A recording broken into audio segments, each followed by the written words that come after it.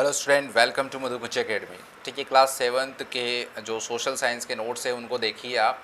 तो class eighth के social science के नोट्स जो है मैंने अपलोड करे हैं। पार्ट फर्स्ट और पार्ट सेकंड बिल्कुल सेम है।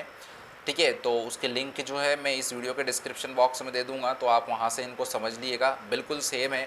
ठीक है, सारे क्वेश्चंस जो फर्स्ट वाला पेज है आपका वो बिल्कुल सेम है। सेकंड वाला पेज पर अगर अपन चलें तो सेकंड वाला पेज भी बिल्कुल सेम है, सेवन्थ और एट्थ का। ठीक है, तीसरे वाले पेज पर अगर हम चलते हैं तो तीसरे वाला पेज भी बिल्कुल सेम है। ठीक है, इसमें भी कोई डिफरेंस नहीं है।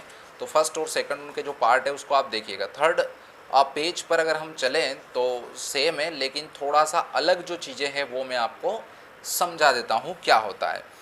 ठीक है, यहाँ पर आता है इन्वायरमेंट। इन्वायरमेंट का मतलब होता है पर्यावरण। Environment means anything that surrounds us. Environment का अर्थ होता है जो भी हमारे आसपास की चीज़ें हैं उनको हम इन्वायरमेंट बोलते हैं।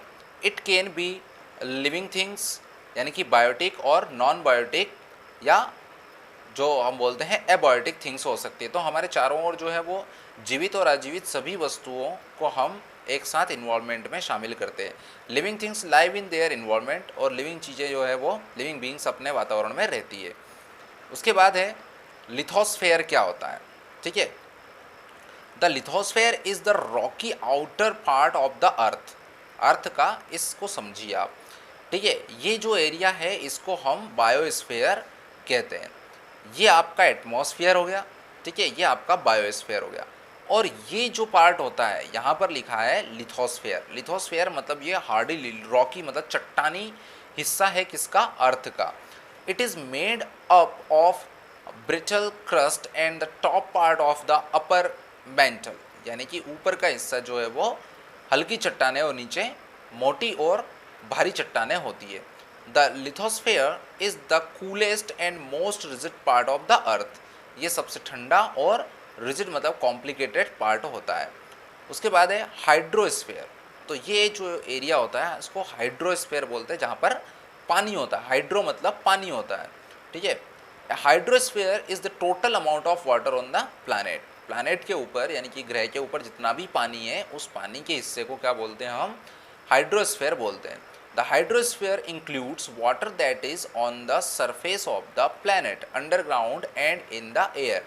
मतलब कि चाहे हवा में जो वाष्प होती है वो पानी भी, अंडरग्राउंड यानी कि ज़मीन में वो भी, और प्लैनेट के सरफेस पर जितना भी पानी है उन सबको हम काय में इंक्लूड करते हैं, हाइड्रोस्फेयर में इंक्लूड करते हैं। ठीक है, उसके बाद चलते हैं एटमॉस्फेयर। ठीक है, the blanket of air surrounding the earth is called the atmosphere. Blanket यानी कि जैसे कंबल हम ओढ़ लेते हैं ना, वैसे ही धरती के ऊपर एक ओढ़ा हुआ कंबल के आकार का यानी कि कंबल नुमा हम काल्पनिक कंबल मान लेते हैं, इमेजिनरी, उसको हम एटमॉस्फेयर कहते हैं। द एटमॉस्फेयर प्राइमरीली कंप्राइजेस, और एटमॉस्फेयर में सबसे ज़्यादा क्या होती है, नाइट्रोजन, उसके बाद oxygen and a bulk of other gases, और एक गुच्छे में यानी कि बहुत सारी गैसेस होती है। लाइक कार्बन डाइऑक्साइड होती है, हीलियम होती है, ओजोन होती है, और ये बहुत लेजर क्वांटिटी यानी कि छोटी क्वांटिटी में होती है। All living beings on the earth depend on the atmosphere for their survival. और अपने जीवन को चलाने के लिए सारे जो लिविंग थिंग्स हैं वो काय पे डिपेंड करते हैं, अर्थ के एटमॉस्फेयर पर डिपेंड करते हैं। ठीक है, उसके बाद देखते हैं biosphere. Biosphere is the narrow zone of the earth where land, water and air interact with each other to support life। जहाँ पर लैंड, ठीक है, जहाँ पर ज़मीन, पानी और हवा, ये तीनों मिलकर जो जीवन है वहाँ पर उनको चलाते हैं। ठीक है, जीवन के को सपोर्ट करते हैं, उस एरिया को हम बायोस्फीयर कहते हैं। The plant and animal kingdom together make the biosphere. ठीक है, सभी जो पशु पक्षी रहते हैं, ठीक है, और ट्रीज़ रहते हैं, फॉरेस्ट रहते हैं, वो सब मिलकर एक साथ उसको हम क्या कहते हैं, बायोस्फीयर कहते हैं।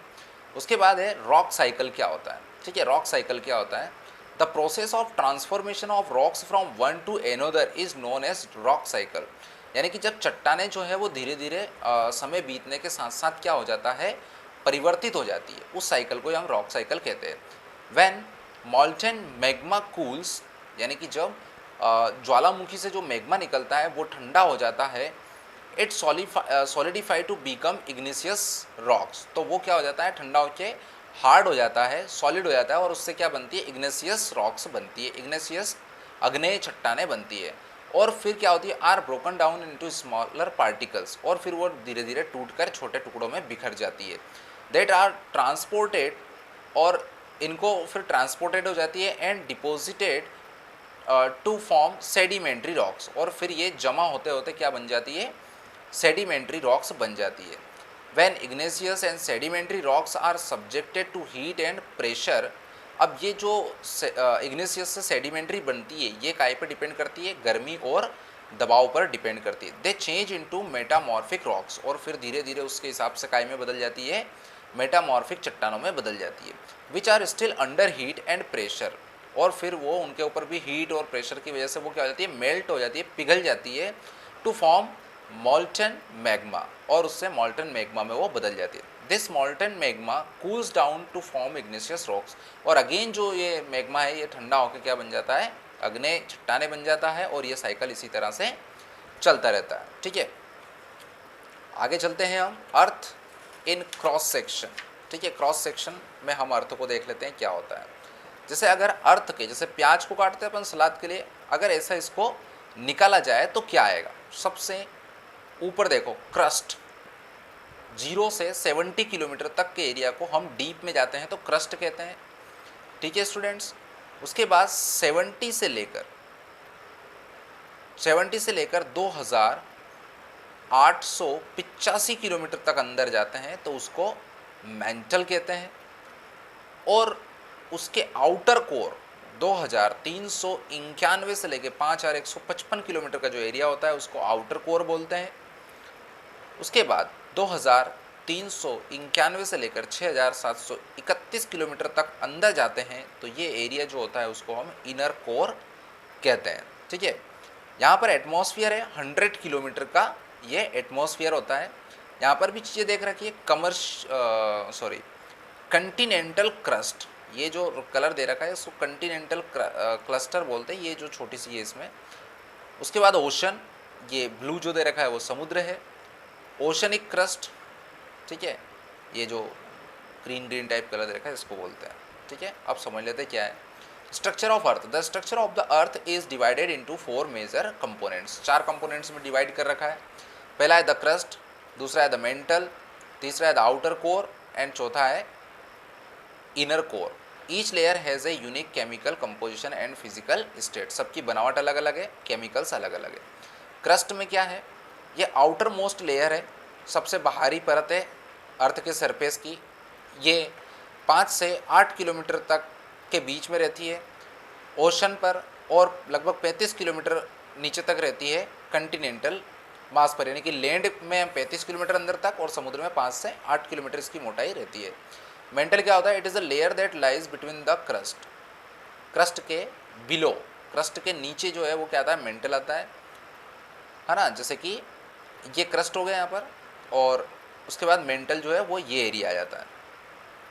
The thickness of mental is 2900 kilometres. ठीक है, इसकी मोटाई कितनी होती है, 2900 किलोमीटर होती है। उसके बाद core, the core is the inner most layer of the अर्थ, ये वाली लेयर जो है वो इनर मोस्ट लेयर जो है वो कोर कहते हैं। Which lies below the mental, जो कि मेंटल के नीचे रहता है। ठीक है, which lies below the mental, the inner most layer called the core, जो सबसे अंदर होती है उसको कोर कहते हैं। ठीक है, स्ट्रेचेस टू अबाउट 3500 किलोमीटर, लगभग इसकी मोटाई कितनी है, 3500 किलोमीटर की मोटाई है। द कोर इज, जो कोर होती है वो क्या होती है,